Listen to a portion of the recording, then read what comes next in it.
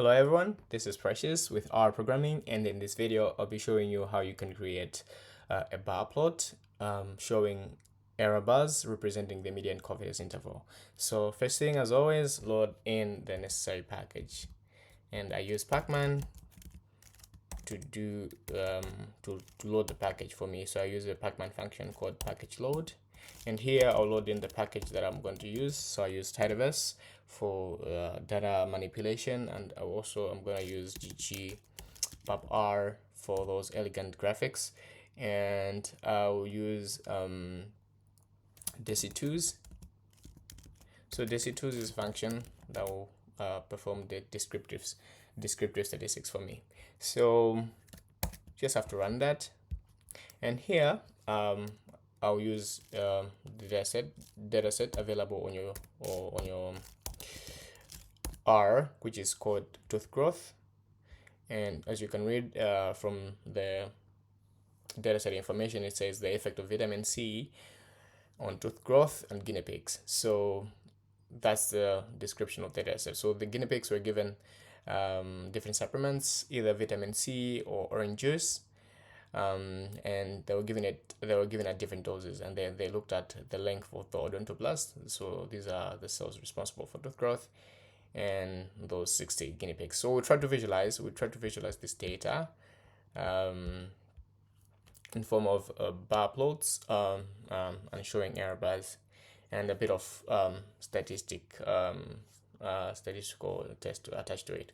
So we say tooth growth, and here if you run this data set,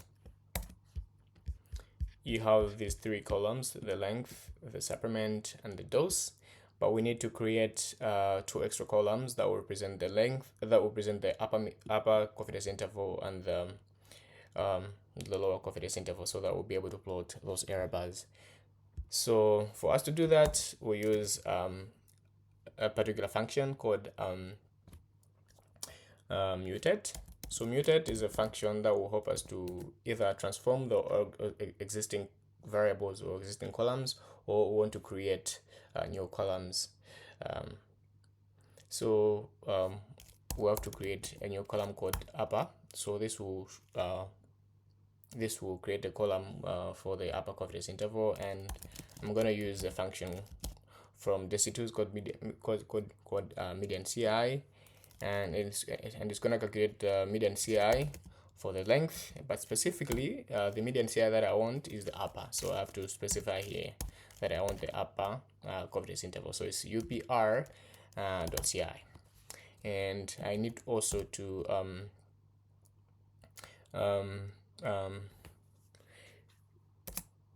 do the other one for the lower confidence intervals. So it's the same function, median CI, and median CI of the length, but specifically I want the lower, so it's lwr.ci. And if you run this, you see that it has created the extra columns, the lower and the upper and the lower confidence interval. But most importantly, this it has just calculated the overall length, the overall confidence interval of the length, regardless of the supplement and dose. So this is actually wrong. We need to group our data so that it does the median confidence interval calculation based on dose and based on supplement.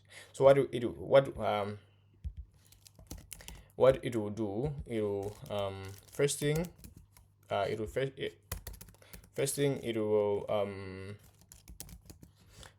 will group the data by supplement and then by dose, and then it will calculate the median confidence interval. So if you do this, if you run it, you see that the lane is not okay, because we haven't piped in. So yeah, so as you can see here, it's now created a table representing the length column, the supplement column, the dose, and also the upper and lower confidence interval calculated based on the supplement and the dose. So for each and every supplement and for each and every dose, it has created the confidence intervals for us. But most importantly, as you can see, dose here is the data format is like a double, so it's like a floating number. So we need to make the dose as not as a floating number, not as a continuous number, but we need to make it fixed. So we know the doses that with the doses were like 0 0.5, 1, and 2. So the numbers were fixed. So we need to make them fixed. So the way we do that, we just need to convert the format to say I want the dose to be factor, and then you pass in the dose. And then by doing that, you see that the dose has now been converted to a factor. So this is now fixed.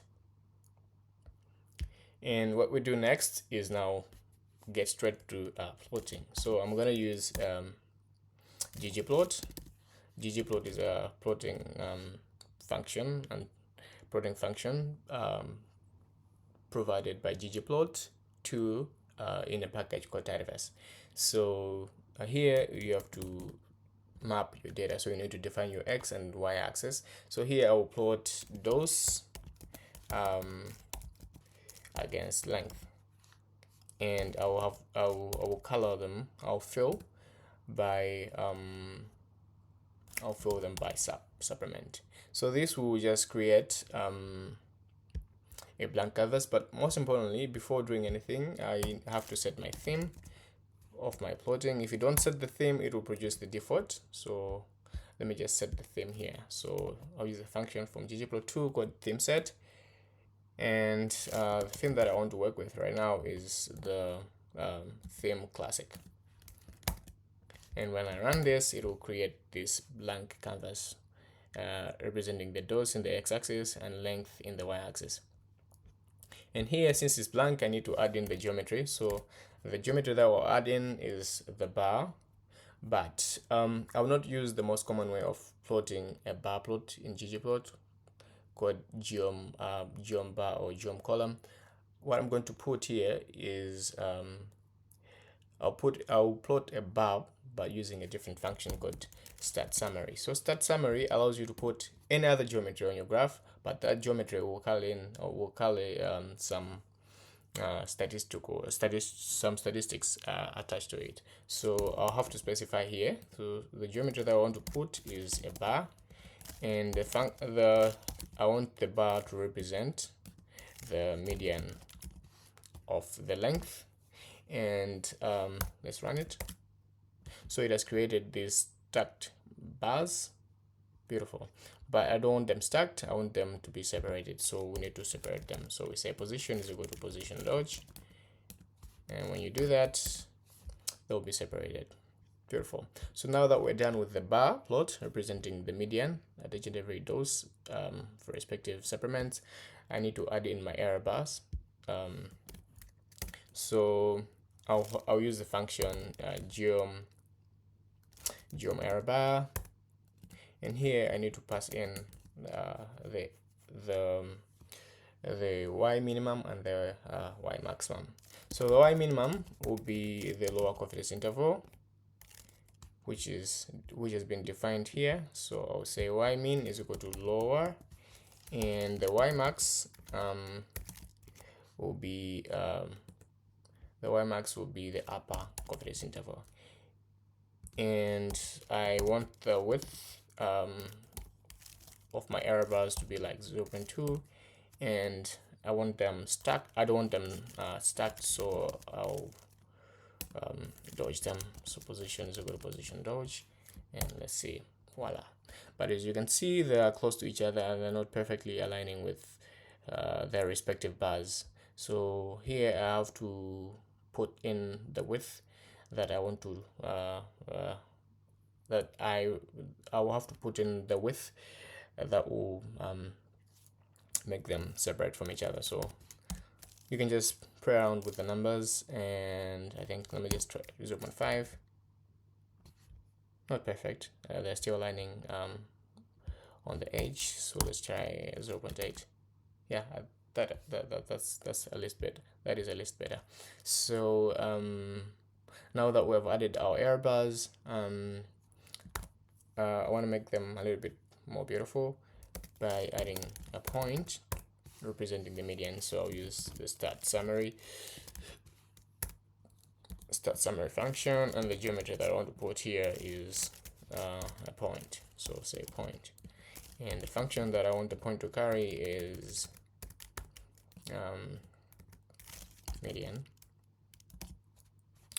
So you can write the function, you can write the statistical with or without quotes. It's still gonna work. Here we had to run it without quotes, but it still worked. So with or without quotes, it works.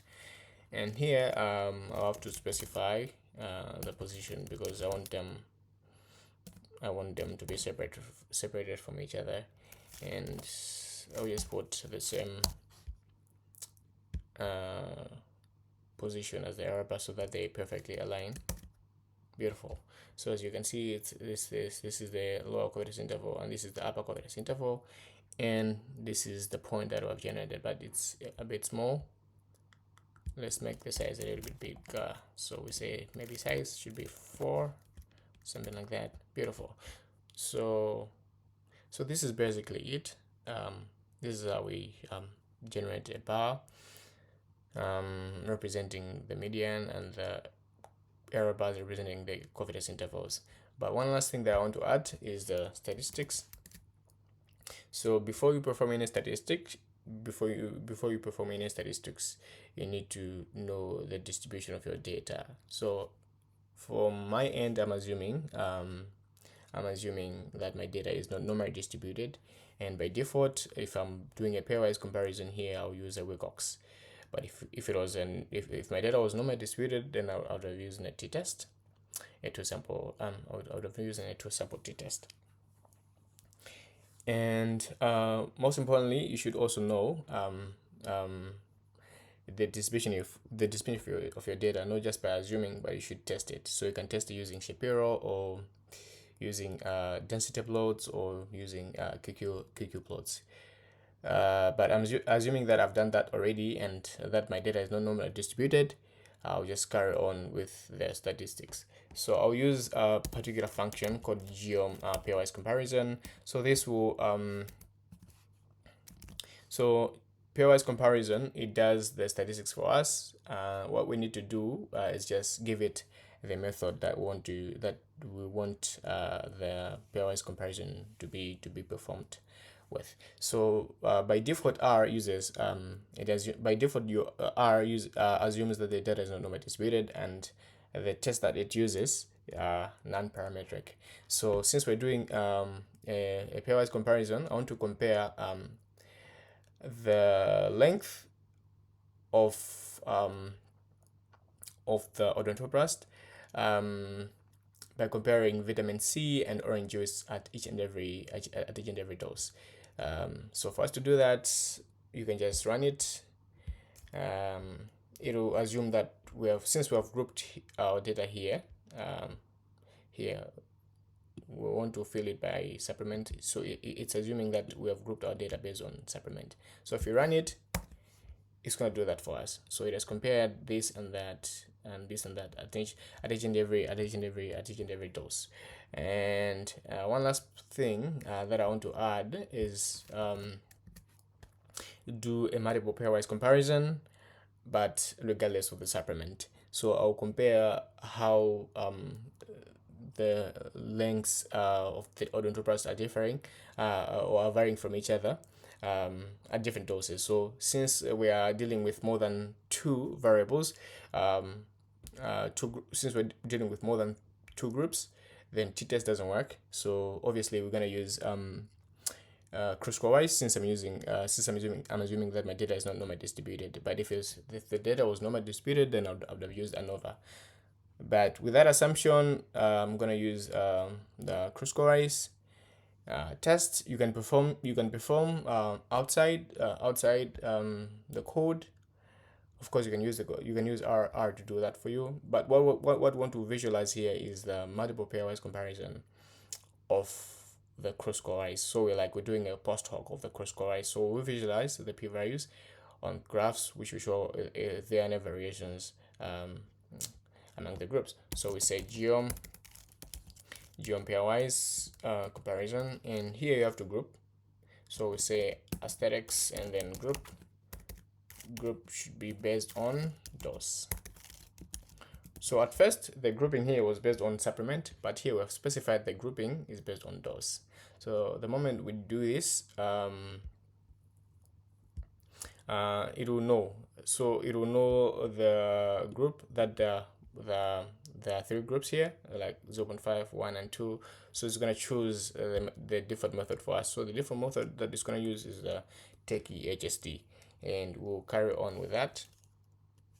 And if you run it, you see it has produced these p-values up here, but they're overlapping with the existing test. So we just need to reposition the geometry for the first test and just drop it to a y position of 29. Yeah, beautiful. So it has done the statistics for us, but and we know that any statistical, the most statistical significance is judged from a p-value of less than 0.5, and from here you can see that the statistical significance differences at dose 0.5 and dose 1 if you're doing a pairwise comparison, but even among the groups they are differences. But we can represent also the label using stars to represent significance to represent significances by saying p I want them to show stars, so we say p signif, and I'll have to do that, and here I want it to show the actual p values. So here it will show the stars, and it will just paste the p equal to, and then give us the actual p value. So when you run it, you see it has created these beautiful stars based on the p value, and we can also do this for the first test, and it will do this for us. And okay, just make it clear, the default method that is used here is the workox dot test. Beautiful.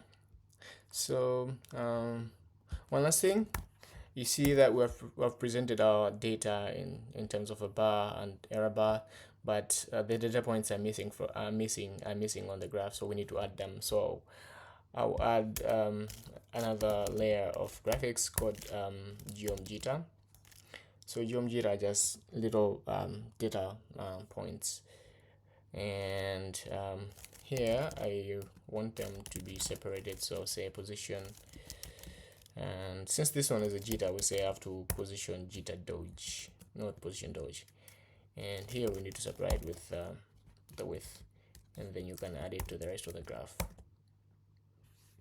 Oh, well, I'll just press, and there you go. So as you can see, we have represented our data, it has bars and the error bar and the data points like the jitter and with associated statistical tests attached to it. But as you can see, the bars are not really touching the x-axis, so I don't like this. I have to fix that. So the way we do that is say we want to change the scale of the y-axis, so we say scale y continuous, and I want to expand at the bottom, so expansion, and then I'll say should be based on 0 and 0. Beautiful. So as you can see, the bars are starting from the bottom. There you go. So that's how we are able to create a bar plot, represent a bar plot with error bars and some jitter and some statistics added to it using R. So if you have questions, don't hesitate to drop them in the comment section, and most importantly, like, share, and subscribe. Thank you so much. See you in the next one. Bye.